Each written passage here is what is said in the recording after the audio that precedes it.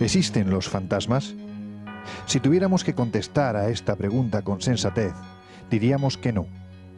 Pero con total seguridad nos estaríamos equivocando a tenor de la gran cantidad de testimonios e innumerables fotografías y filmaciones que afirman lo contrario. Personas normales como usted y como yo, testigos que hasta el momento de tener la experiencia pensaban que este tema era pura fantasía. La ciencia argumenta que se trata de alucinaciones, de percepciones delirantes, de sugestión, y eso sin duda serviría para explicar muchos de los casos, pero no todos. Además, la existencia y el uso de las máquinas fotográficas o de vídeo hacen que la sugestión pase a un segundo plano, cuando captamos la prueba visual de eso que llamamos fantasma.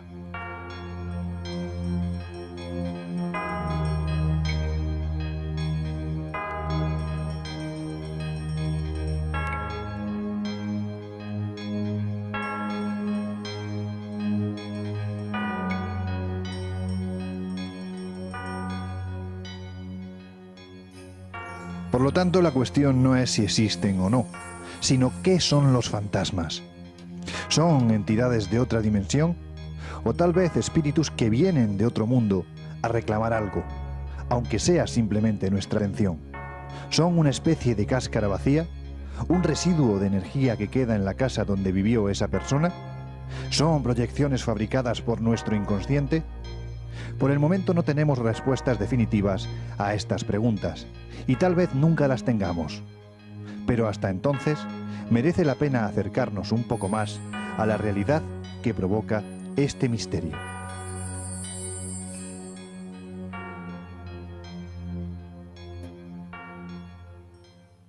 Pues los fantasmas, según la parapsicología, son aquellas personas fallecidas que por muchísimas razones vuelven a nosotros.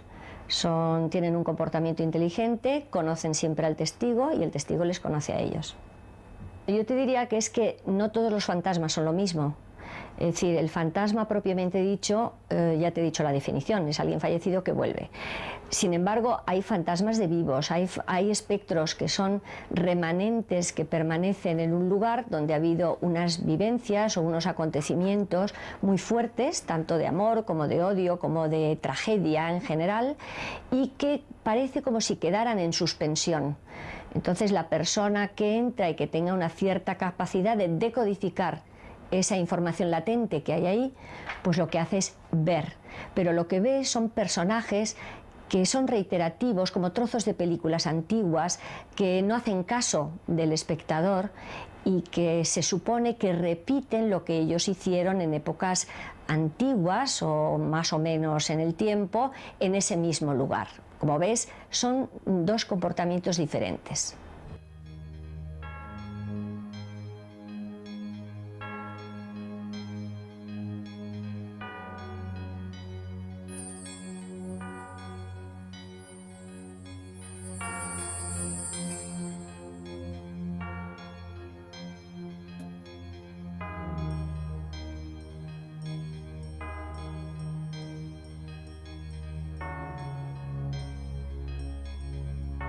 El fenómeno de los fantasmas no es algo actual, ni tan solo de los últimos 100 o 200 años. Algunas apariciones son tan antiguas y respetables como la que contiene el libro primero de Samuel del Antiguo Testamento. En el relato bíblico, el rey Saúl, preocupado por la inminente batalla contra los filisteos, acude a la hechicera de Endor para que invoque al espíritu de Samuel y le diga qué va a suceder. Ante la llamada de la nigromante y el espanto de todos los presentes, el espectro de Samuel se presentó anunciando la derrota del rey Saúl, como más tarde habría de suceder.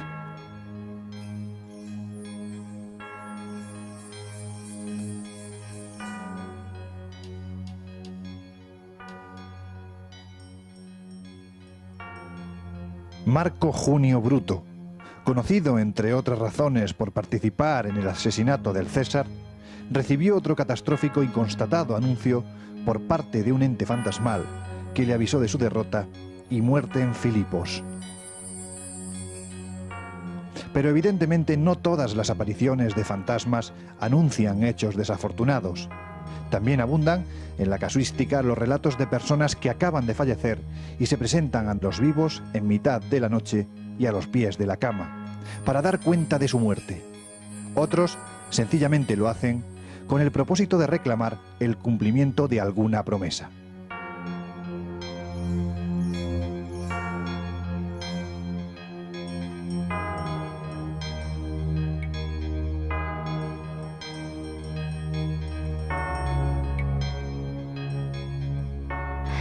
En general, casi siempre vienen a ayudarnos o a darnos algún tipo de información. Puede ser para decirnos sencillamente que están muy bien, que no nos preocupemos. Esos son estos personajes que tú bien dices, que aparecen a los pies de la cama con un cierto halo luminoso, que pueden aparecer incluso como más jóvenes, más radiantes, sin las lacras de la enfermedad que les ha llevado a la muerte, porque claro, una vez que llegas al otro lado, las enfermedades las dejas aquí.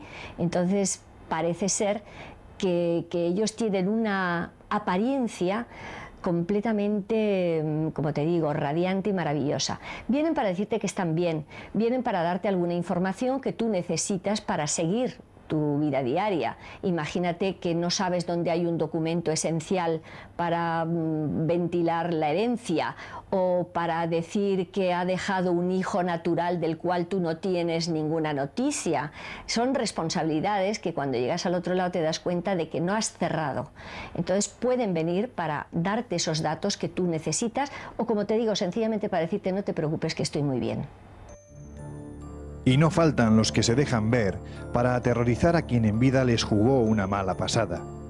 Este parece ser el caso de Mariamne, una de las esposas de Herodes el Grande, a la que éste mandó asesinar. Sin dejar de creer en la veracidad de alguna de las narraciones o testimonios, lo cierto es que existen un buen número de leyendas que, cuanto menos, poseen tintes románticos.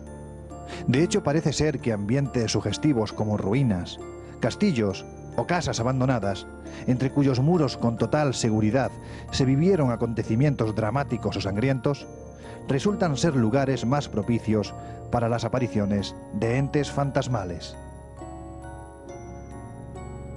Tampoco faltan las apariciones de personajes ilustres. Posiblemente la más famosa sea la de la reina Isabel I de Inglaterra, cuyo fantasma ha sido visto por numerosos testigos recorriendo las estancias del Palacio de Richmond, donde falleció en 1603.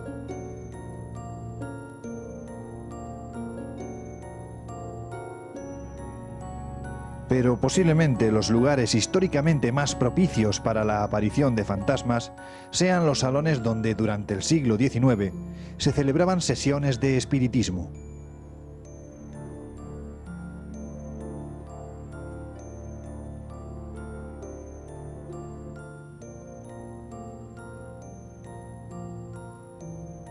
Si bien es cierto que con la aparición de la fotografía se intentaron acreditar numerosos montajes como auténticos, no todas las instantáneas obtenidas de fantasmas fueron falsas.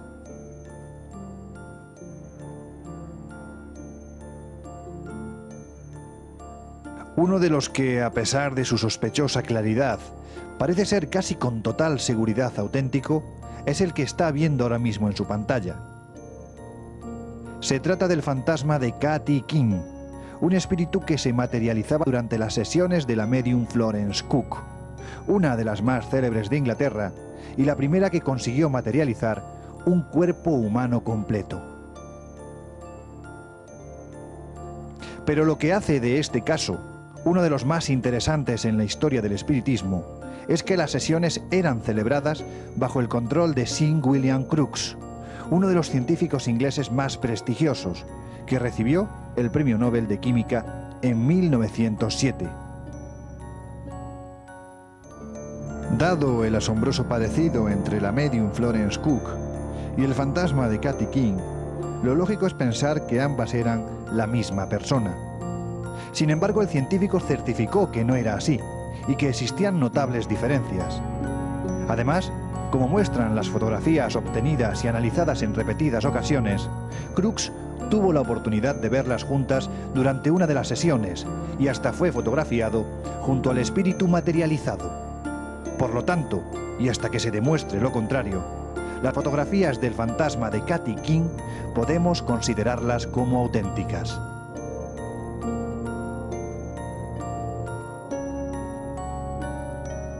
A pesar de las innumerables pruebas fotográficas existentes, obtenidas aparentemente fruto de la casualidad o de la más ardua persistencia, la realidad certifica que no es nada fácil conseguir fotografiar a una de estas escurridizas entidades.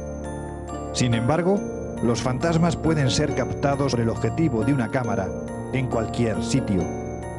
Desde los pasillos de viejas mansiones o lugares con una fuerte carga emocional, hasta los cementerios, junto a los restos de lo que fue un soporte físico, aunque la casuística de estas últimas moradas es menor. A lo largo del tiempo son innumerables los casos en los que se ha obtenido imagen de estas energías. Hagamos pues un repaso cronológico de algunas que, a pesar de su antigüedad y falta de calidad, son tremendamente significativas. Esta fotografía fue obtenida en 1925 en una capilla de la Basílica de Santa Juana de Arco, en la localidad francesa de Domremy.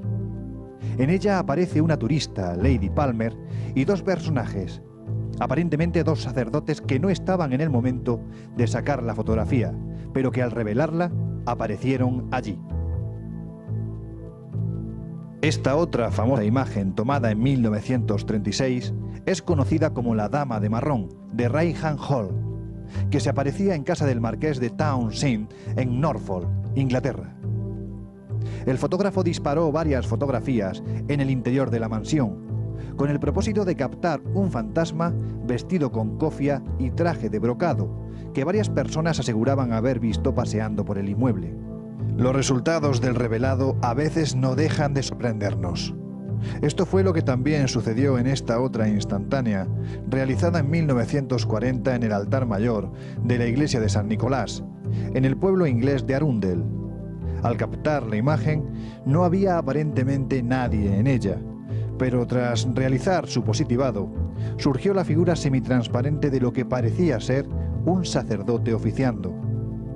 En 1959, el reverendo Blaines obtuvo esta imagen en un bosque australiano.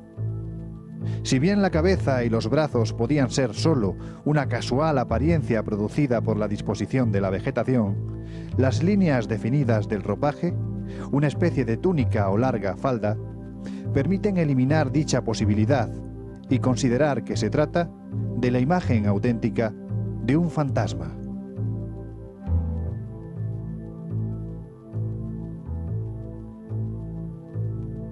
Fácil de identificar fue el fantasma de esta siguiente fotografía. Se tomó el 22 de marzo de 1959 en la localidad inglesa de Innswick. La señora Chinery solo pretendía fotografiar a su marido, sentado al volante, pero nuevamente al revelar la imagen apareció claramente un señor en el asiento de atrás del automóvil. Era su propio padre, fallecido años atrás.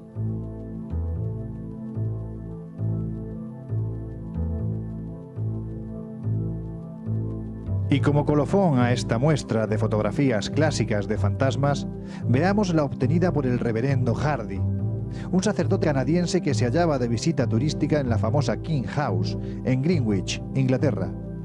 Se trata de un fantasma a la vieja usanza, con sudario blanco y todo.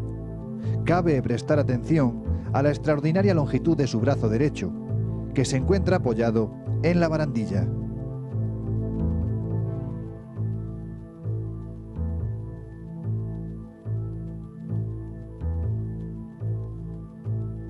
Llegados a este punto podríamos continuar mostrándoles decenas de fotografías en las que aparecen presuntos fantasmas con formas más o menos definidas. Sin embargo, y a pesar de haber pasado el tamiz de la actual investigación, no son pocos los negadores que siguen dudando de su autenticidad, tal vez porque ellos no han logrado obtenerlas.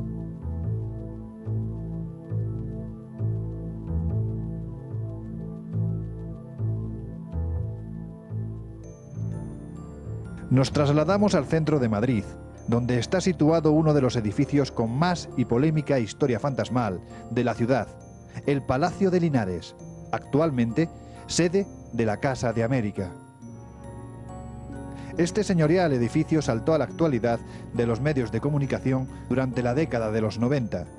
Incluso la elaboración de un burdo fraude por supuestos investigadores sirvió para destapar la realidad. En su interior tenían lugar fenómenos de poltergeist, apariciones fantasmales, se conseguían psicofonías alarmantes e imágenes que mostraban claramente la existencia de otra realidad no visible a simple vista.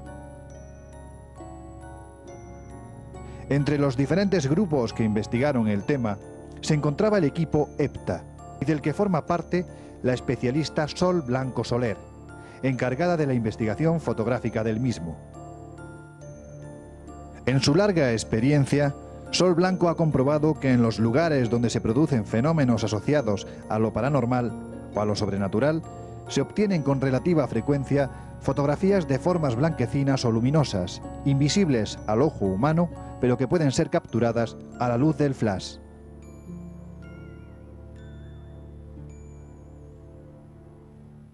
Esto se dijo muy poco cuando la investigación. Nosotros investigamos el Palacio de Linares de mayo a casi a diciembre de 1989. El palacio pertenecía a Revilla y Revilla había tenido una relación profesional con la doctora famosa Carmen Sánchez de Castro. Esta mujer, además de ser psicoanalista, pues tenía una gran afición que era la investigación histórica y le pidió permiso a Revilla para que la dejara entrar en el palacio y hacer una especie de estudio, de recopilación de los retratos de esa época y de los personajes que habían vivido en el palacio.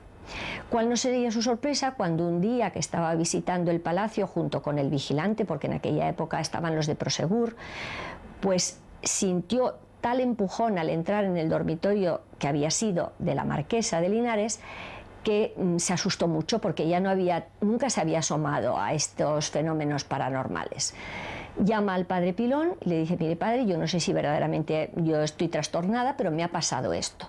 ¿A usted le importaría dedicar un poco de su tiempo a averiguar qué hay en este palacio para haber notado yo este efecto físico al entrar en el dormitorio de la marquesa?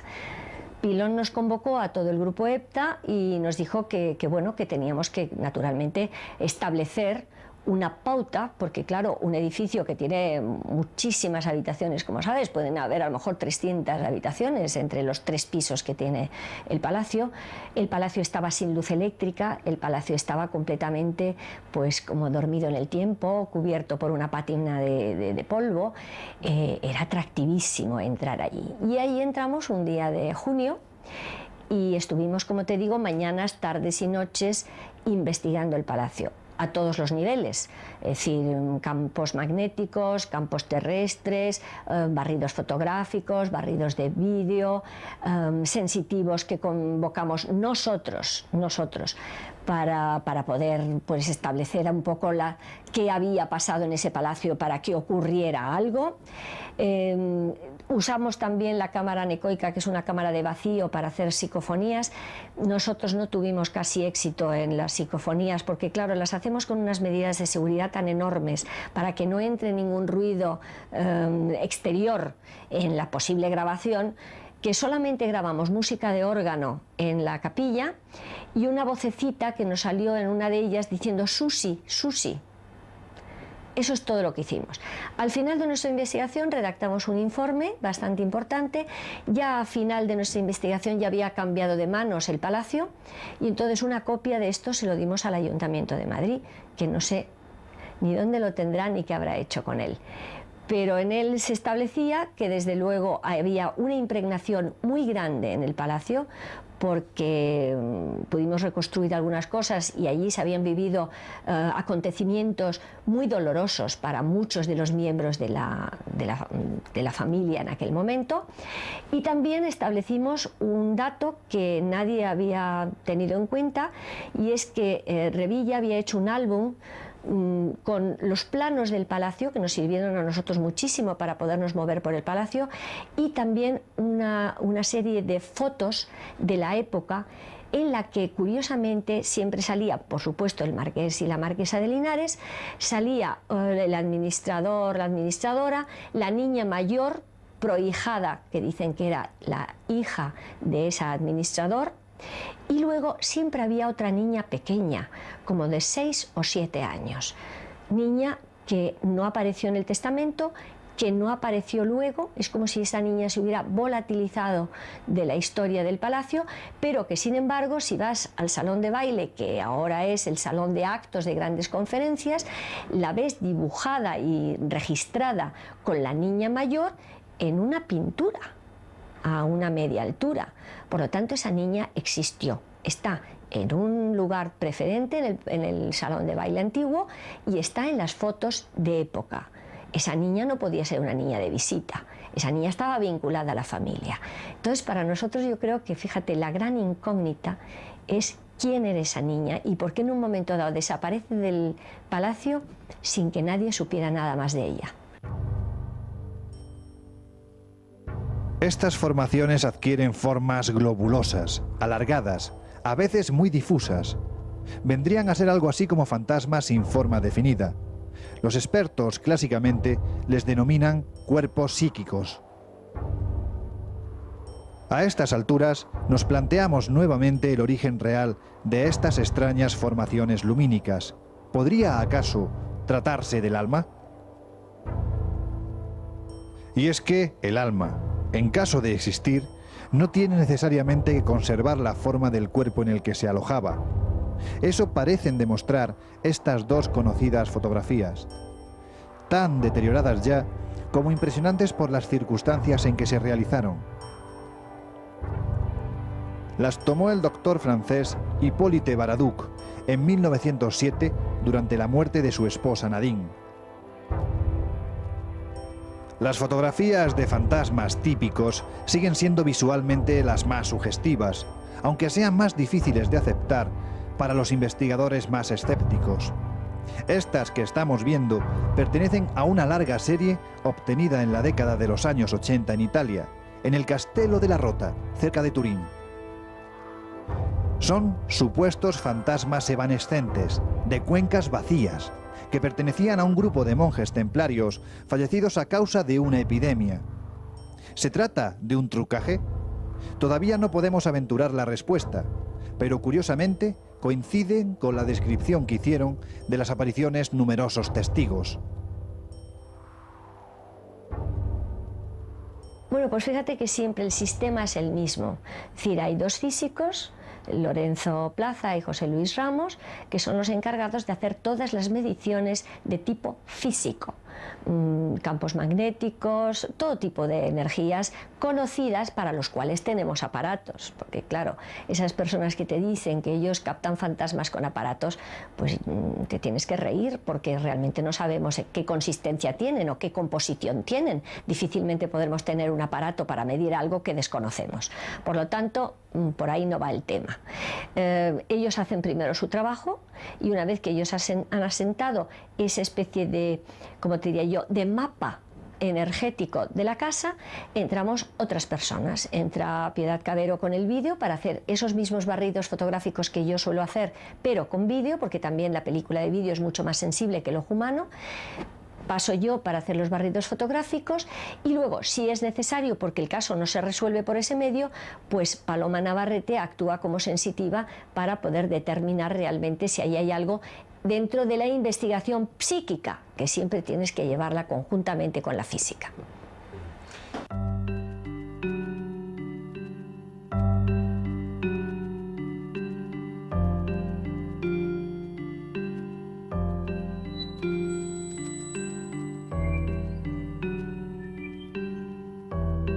La próxima fotografía no procede de un lugar solitario o siniestro, sino todo lo contrario.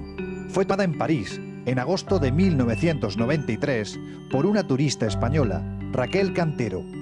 Se trata de una más entre las muchas fotografías que hizo durante el viaje. La película utilizada era normal, de 100 ASA. Ni ella ni su acompañante notaron nada extraño en la fachada de la iglesia de Notre Dame, que acababan de fotografiar y continuaron su recorrido por París. Tras su vuelta a España, ni siquiera cuando revelaron el carrete fotográfico se dieron cuenta de un detalle que tal vez ustedes ya hayan observado. Fue pasado el tiempo cuando descubrieron que en la fotografía había un personaje. Véanlo ahora con más detenimiento. Está allá arriba, en una de las torrecillas que rematan los contrafuertes. En su día, el doctor Jiménez del Oso y un equipo de expertos analizaron concienzudamente el negativo junto con el resto del carrete, y su veredicto fue que no había manipulación alguna. Se trata de una figura, aparentemente dotada de luz propia, casi fluorescente, que parece estar observando la ciudad desde allí en lo alto. Incluso si uno pone un poco de imaginación, pueden distinguir una peluca blanca y el atuendo de alguien perteneciente al siglo XVII o XVIII. Es, sin duda, la fotografía auténtica de un fantasma, sea lo que sean los fantasmas.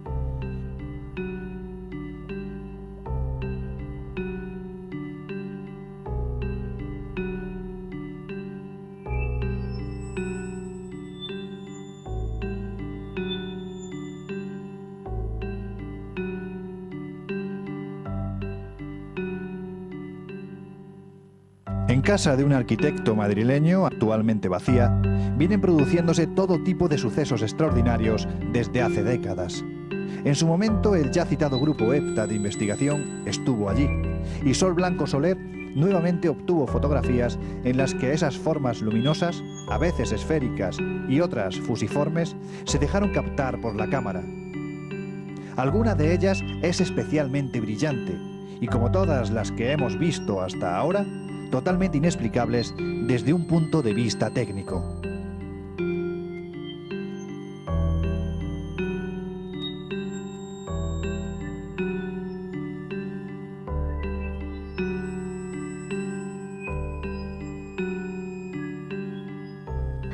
Bueno, vamos a ver, había un antecedente ahí de una muerte. Una niña de 3 años, hija de la familia, se había matado al caer por una claraboya persiguiendo una pelota.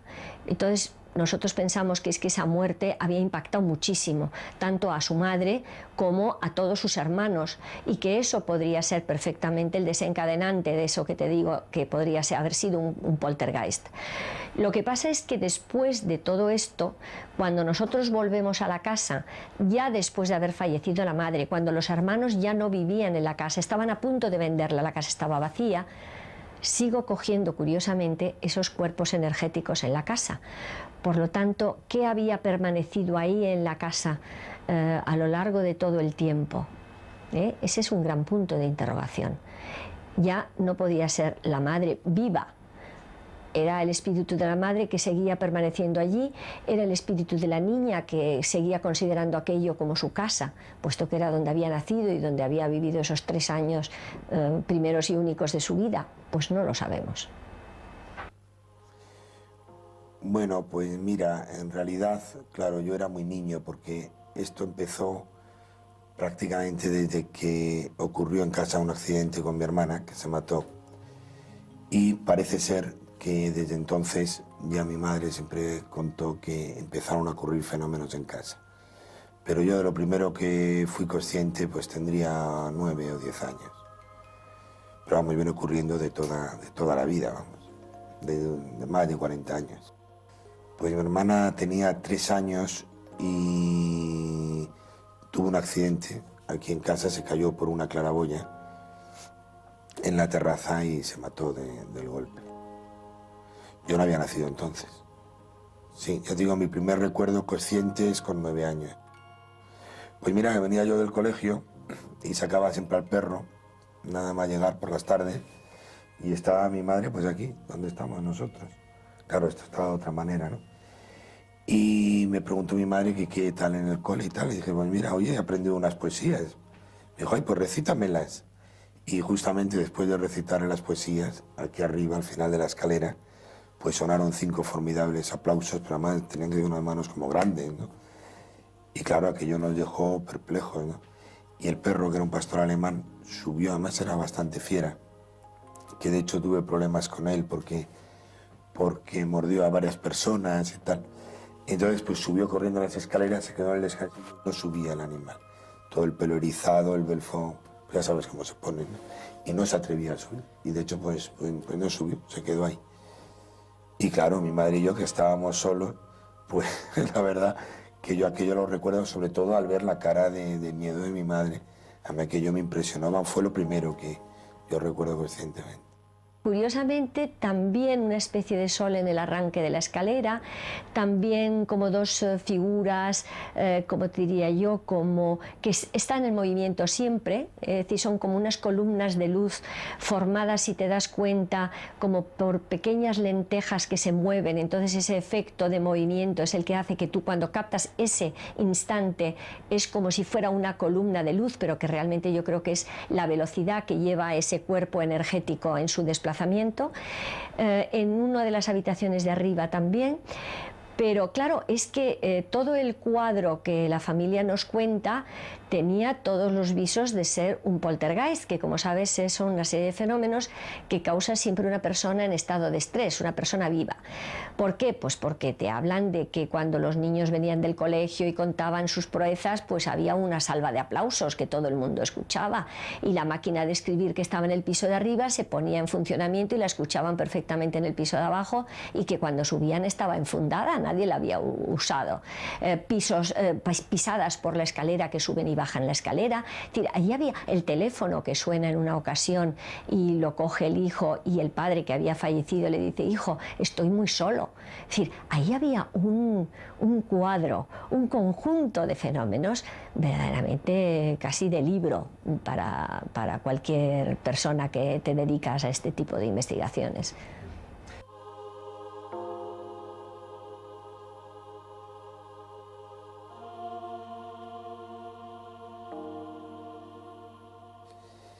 Y curiosamente, pues en una de las ocasiones, bueno, comentarte que mi padre había fallecido como 6 o 7 meses antes. Bueno, de enero a julio sería. Sí, como 6 meses. Y en una de las ocasiones descuelgan el teléfono. Yo pensé, claro, con lo inmediato, pues ya ha llegado, ya hay alguien en casa.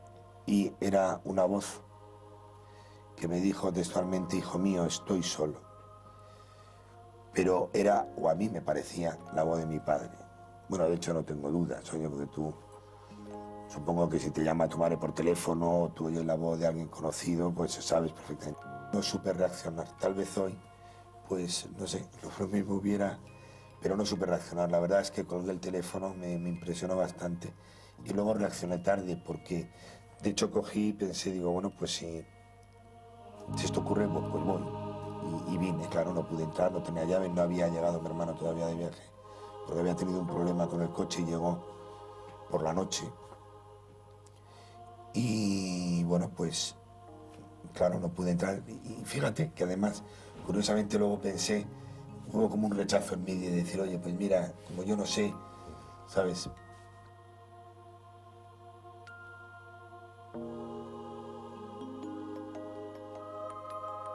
Ellas esa del salón, desplazarse, sí. Yo no sé, además es un tema muy estudiado ya desde hace muchos años, pues por distintos grupos de parapsicólogos, y luego hemos investigado también pues a nivel de energía, de campos magnéticos, de fotos, y bueno, y de hecho pues sigue el fenómeno de producción, no sé, lleva ya la caza cerrada varios años. Y en las últimas investigaciones pues siguen saliendo, seguimos detectando fotografías.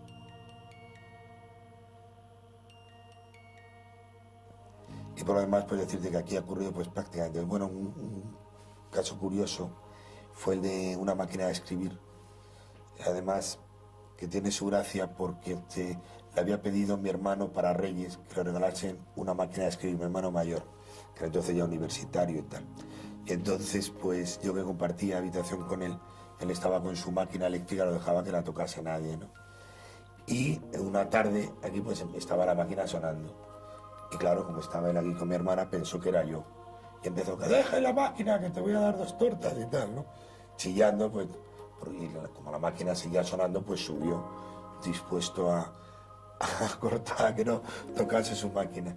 Y claro, cuando entró a la habitación no había nadie En nuestro dormitorio estaba la máquina incluso pues con su funda y tal. No sé, por eso te digo que ha habido cosas, bajarse y cerrarse las persianas.